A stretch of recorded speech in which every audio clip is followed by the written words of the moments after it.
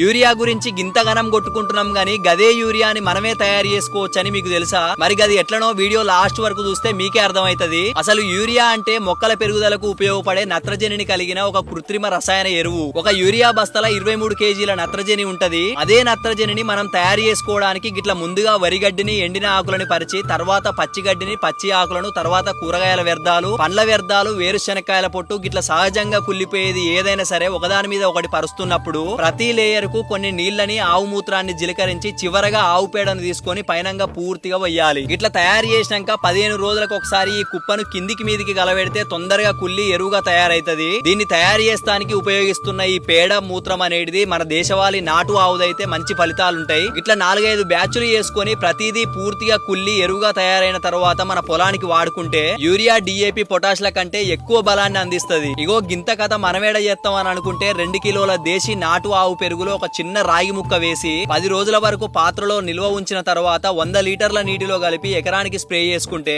ఇదిగిన urea, DAP లతోటి సమానంగా జబర్దస్త్గా పనిచేస్తది. ఇదిగిన మన వల్ల కాదనుకుంటే 2 కేజీల బెల్లం, 2 కేజీల శనగపిండి, 10 లీటర్ల దేశీ ఆవు మూత్రం, 10 కేజీల దేశీ ఆవు పేడ, పిడికెడు పుట్టమట్టిని తీసుకొని ఒక 200 లీటర్ల డ్రమ్ములో కలిపి రోజు పొద్దున, మధ్యాహ్నం, సాయంత్రం గడియారం దిశలో నెమ్మదిగా తిప్పి కలియబెట్టుకున్న తర్వాత 10 నుంచి 15 రోజుల మధ్యలో దీన్ని పంటకు స్ప్రే చేసుకోవడం గాని, చల్లుకోవడం గాని చేస్తే ఇదిగిన యూరియా, DAP లతోటి సమానంగా పంటకు బలాన్ని అందిస్తది. ఇక చెప్పినవుతి ఇవన్నీ తయారు చేసి లెస్స పంట పండిస్తాం అని అనుకుంటున్నారు కదా, కానీ మన దేశంలో పైన ఉన్న సిక్కిం రాష్ట్రం 2016లో 100% సేంద్రియ వ్యవసాయం చేస్తున్న రాష్ట్రంగా ప్రకటించబడింది. ఏ 10-20 మంది కాదు, 100% అంటే రాష్ట్రం మొత్తం సేంద్రియ వ్యవసాయంలో పంట పండిస్తున్నారు అన్నమాట. మరి మన వల్ల ఎందుకు కాదు, ఎందుకు ఇంతగానం యూరియా బస్తాల కోసం కాళ్ళు కట్టెలు చేసుకొని నిలబడుతుందని చెప్పుర్రి. ఇక గిట్లనే చెప్పుకుంటా పోతే మస్తు ముచ్చట్లున్నాయి. గానీ మీలో ఎంతమంది యూరియా బస్తాల కోసం లైన్ల నిలబడి ఇబ్బంది పడ్డోళ్ళు ఉన్నారో ఒకసారి కామెంట్ చేయుర్రి. అట్లనే మన రైతన్నలందరికీ ఉపయోగపడే ఈ సమాచారాన్ని అందరికీ షేర్ చేయుర్రి. అందరికీ ధన్యవాదాలు.